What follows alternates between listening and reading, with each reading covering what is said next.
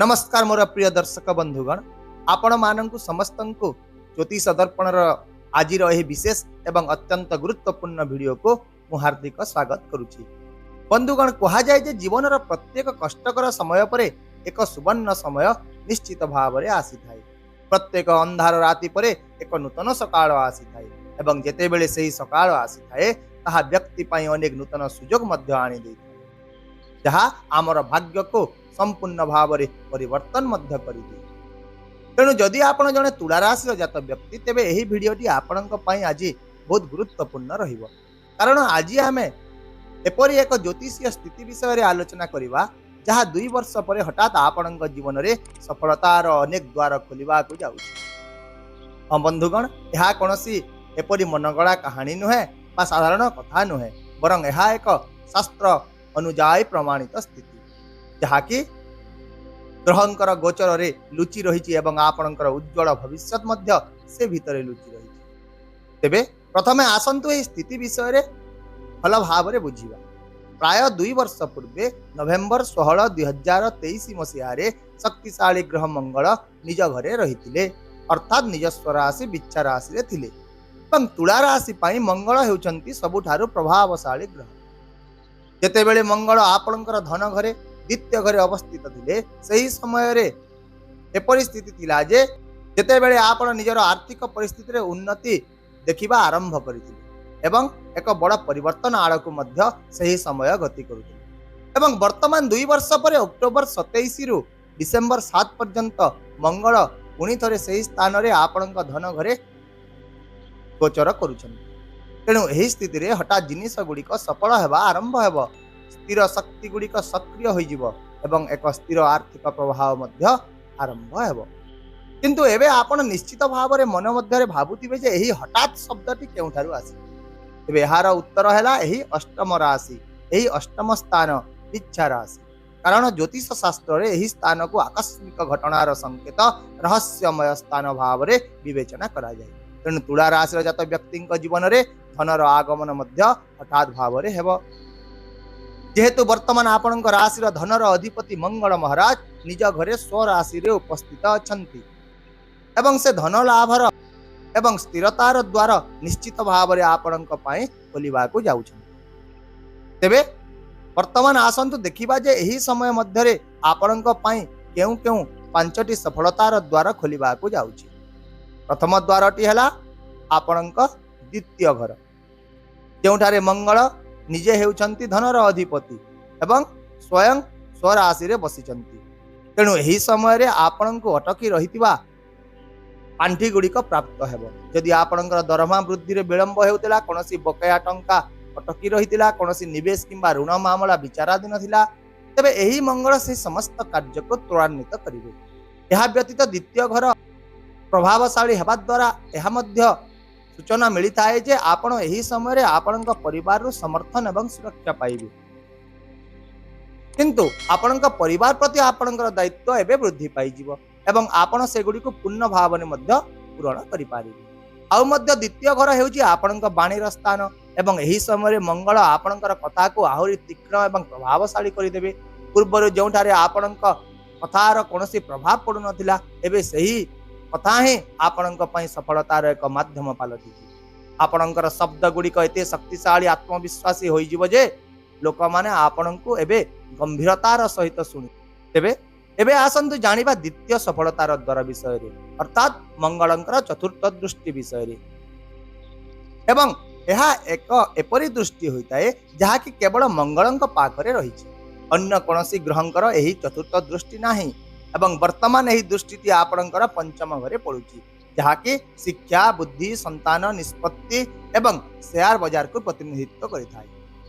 तेणु जेतेबेले धन घरु मंगलंकर दृष्टि पंचम घरे पड़े, यह शिक्षा एवं निवेश सहित जड़ित अनेक लाभ आनी थाए। जदि आपण एक प्रतियोगितामूलक परीक्षा पई प्रस्तुत करूछंती, उच्च शिक्षा करूछंती किंबा कोनोसी सृजनशील कार्य मध्ये नियोजित अछंती, तेबे एही सब क्षेत्र रे आपण प्रचंड सफलता देखिबा को पाइबे। यह चला पंचम घर हेउची शेयर बाजार रो घर मध्य। तेणु निवेशकारी माने सेमानंकर पोर्टफोलियो रे अप्रत्याशित वृद्धि देखिबा को पाइबे।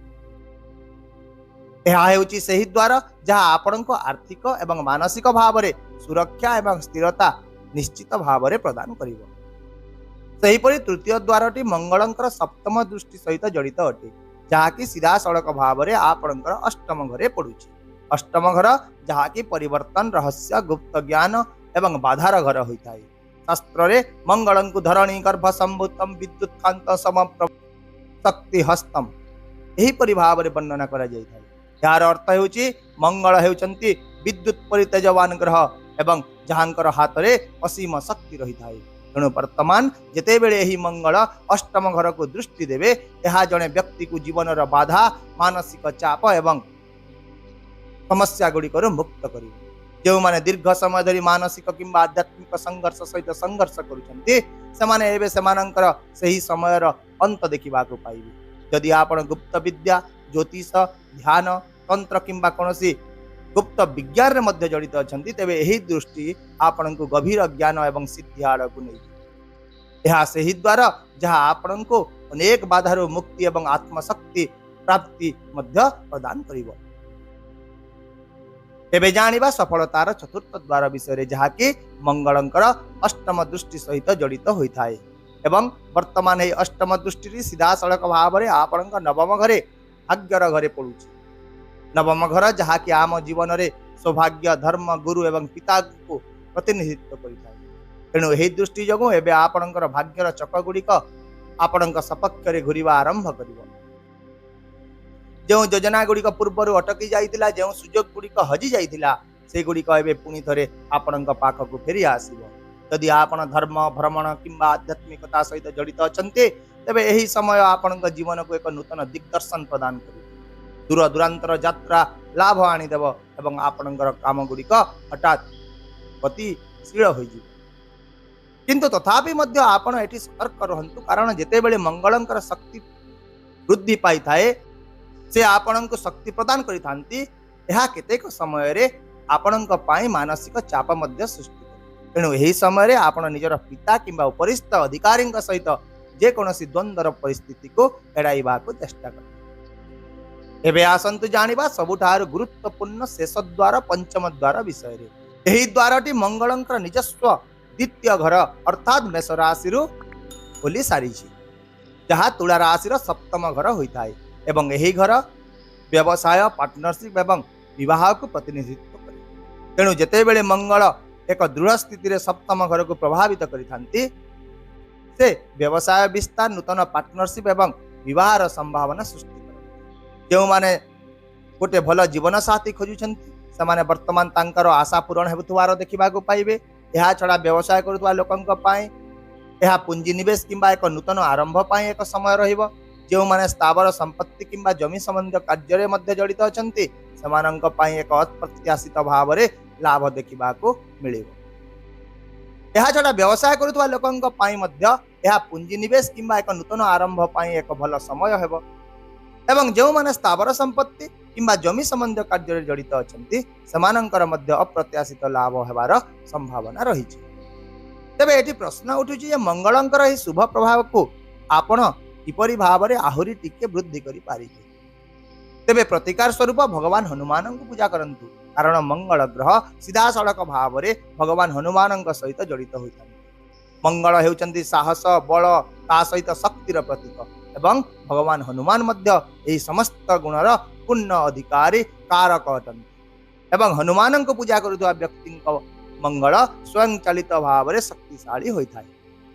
ଏହା ବ୍ୟତୀତ ଆଉ ମଧ୍ୟ ଏହି ସମୟରେ ନିୟମିତ ଭାବରେ ହନୁମାନ ଚାଳିଶା, ସୁନ୍ଦରାକାଣ୍ଡ କିମ୍ବା ତାଙ୍କର ଯେକୌଣସି ମନ୍ତ୍ର ଆପଣ ଜପ କରନ୍ତୁ। ତା ସହିତ ମଙ୍ଗଳବାର ଦିନ ହନୁମାନଙ୍କୁ ସିନ୍ଦୁର ଅର୍ପଣ କରନ୍ତୁ, କାରଣ ଏହି ପ୍ରତିକାରକୁ ଅତ୍ୟନ୍ତ ଶୁଭ ଏବଂ ପ୍ରମାଣିତ ବୋଲି ମଧ୍ୟ ବିବେଚନା କରାଯାଏ। ଏବେ ବନ୍ଧୁଗଣ, ଏହିପରି ଭାବରେ ଏହି ମଙ୍ଗଳଙ୍କ ଗୋଚର ଆପଣଙ୍କ ଜୀବନରେ କୌଣସି ସାଧାରଣ ସମୟ ନୁହେଁ, ବରଂ ଏହା ଆପଣଙ୍କ କଠିନ ପରିଶ୍ରମର ଫଳ ପାଇବାର ସମୟ ହେବାକୁ ଯାଉଛି। ତେଣୁ ଆପଣ କେବଳ ନିଜର ଉଦ୍ଦେଶ୍ୟ ଏବଂ କାର୍ଯ୍ୟକୁ ପବିତ୍ର ରଖ। ମୁଁ ଆଶା କରୁଛି ଯେ ମୋର ଏହି ବିଶ୍ଳେଷଣ ମାଧ୍ୟମରେ ଆପଣ ଏହି ସ୍ଥିତି ଗୁଡ଼ିକୁ ଗଭୀର ଭାବରେ ବୁଝିପାରିଥିବେ। ଯଦି ଆପଣ ମୋର ଏହି ପ୍ରୟାସକୁ ମୂଲ୍ୟବାନ ମନେ କରୁଛନ୍ତି, ତେବେ ଭିଡ଼ିଓଟିକୁ ଲାଇକ୍ କରନ୍ତୁ, ସେୟାର କରନ୍ତୁ ଏବଂ କମେଣ୍ଟରେ ଆପଣ ନିଜର ମତାମତ निश्चित भाव में व्यक्त करंतु। ता सहित जदि आपण एपर्यंत आमर ज्योतिष दर्पण चैनल को सब्सक्राइब करना तेबे एबे ही कर दिंतु, जहाद्वारा आगामी प्रत्येक गुप्त रहस्यमय ज्योतिष घटना एवं भविष्यतर सूचना आपण पाखरे प्रथमे पहुंची पारि। तेबे वर्तमान पाई मते विदाय दिंतु, पुणी देखा हेबा आउ एक नूतन सूचना वीडियो सहित। से पर्यंत रहुची। नमस्कार। जय जगन्नाथ।